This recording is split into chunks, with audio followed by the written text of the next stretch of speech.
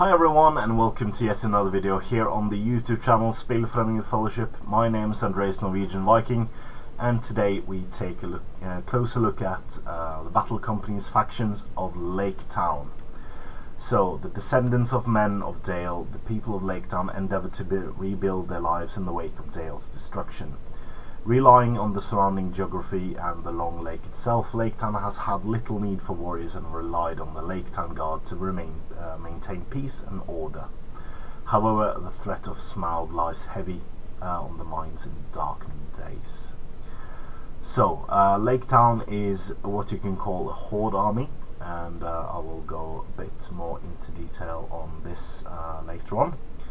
But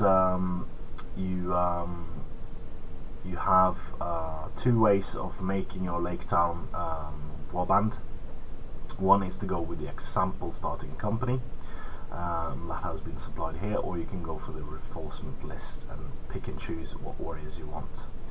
So the example starting company is 2 Laketown guards with swords, 2 with spears and 2 with bows, and then 2 Laketown militia with shields, 1 with spear and 1 with bow, for a total of 58 gold.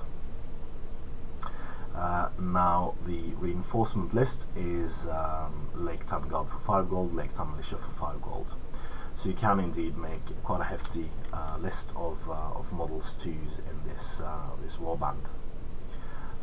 The warrior equipment list is quite simple. You have 1 gold bow, spear and shield for the warriors, and also for the warriors 2 gold for a long bow, which is in effect an elf bow. Hero equipment list is 1/5 gold. Of course, the number after the slash is for those heroes that has a combined stat value of 3 or more for wounds and attacks. And 1/5 gold is bow, spear and shield, and 2/5 gold is longbow, the elf bow, and 6/10 gold is a horse. You have a couple of options when it comes to promotions. Laketown Guard become Master's Man, a new profile I will talk about a bit later, and Laketown Militia become Bargeman, which I also will talk about a bit later, because that's also a new profile made specially for the Battle Company supplement.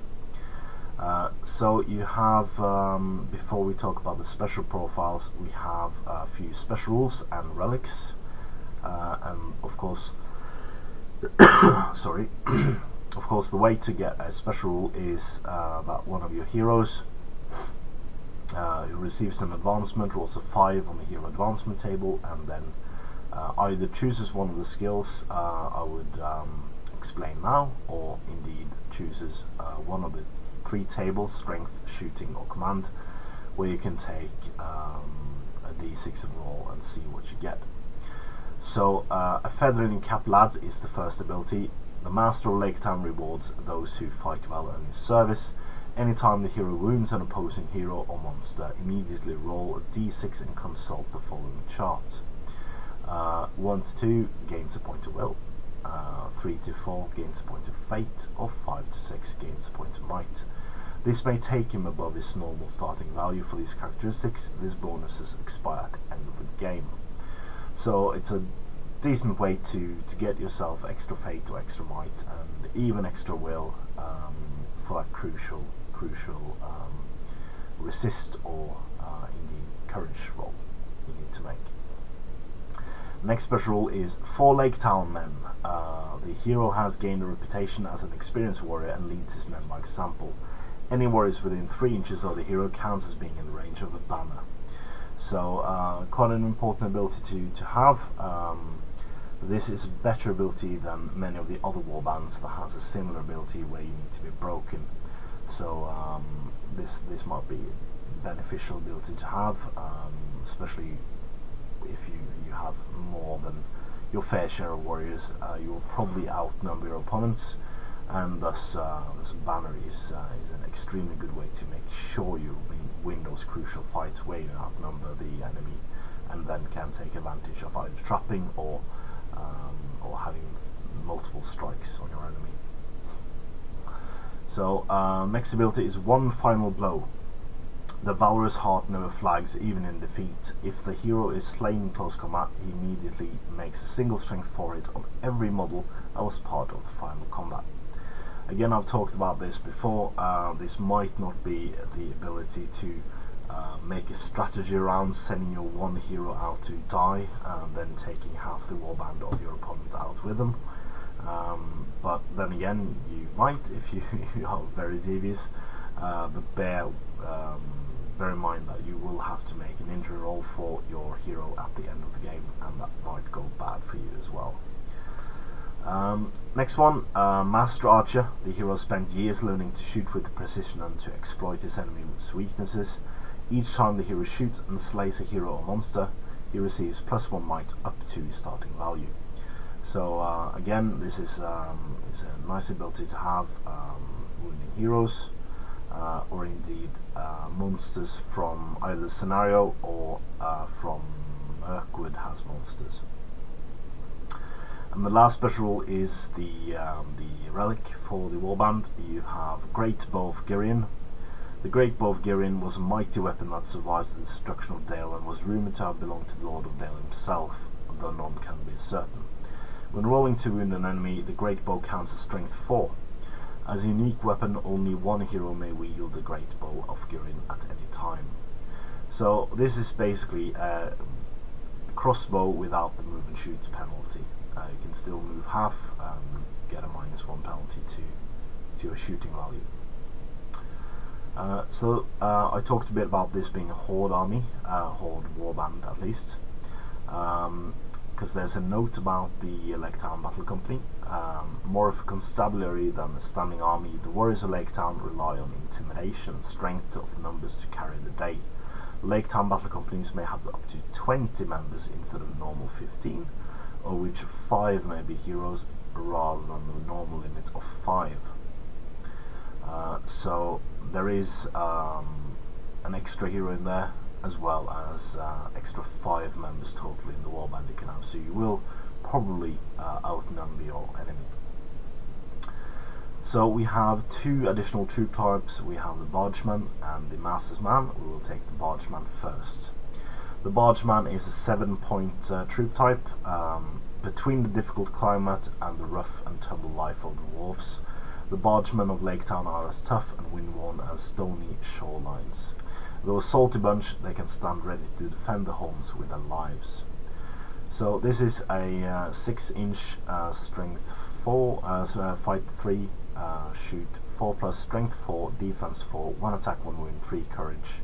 Troop type with armor hand weapon. You have the option for a shield, a spear and a bow.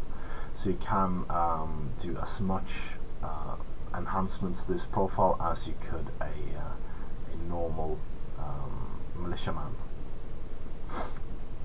And a good upgrade. You get an extra strength in there as well. And then you have the Master's Man, which is also 7-point troop type. Those members of the Laketown Guard who prove themselves most capable are often selected to serve on the Master's personal detail. They are given access to the best heirloom arms and armor and expected to serve with unquestionable loyalty. So you have a 6-inch fight 4, 4+ shoot value troop type with strength 4, defense, strength 3, defense 4, 1 attack, 1 wound, 2 courage troop type. But where they are good is of course the fight value, and they also have arm and sword in their normal equipment. You can buy them shield, spear and longbow, so they can get an elf bow for their equipment, making them good archers. And they have the bodyguard special rule, so you don't have to fuss about their courage value too that much. So that was it for this warband. Again, this is a warband I would just spam. I would spam everything. I think I would take a mix of the Laketown Militia and Laketown Guard. I think I would only make my Laketown Guard heroes because they have a better starting profile. So yeah, that's the way I would make this army, and it would depend on whittling down your force, enemy's force with mass shooting, because even though you have only 33% bows, you can with 20-man battle company take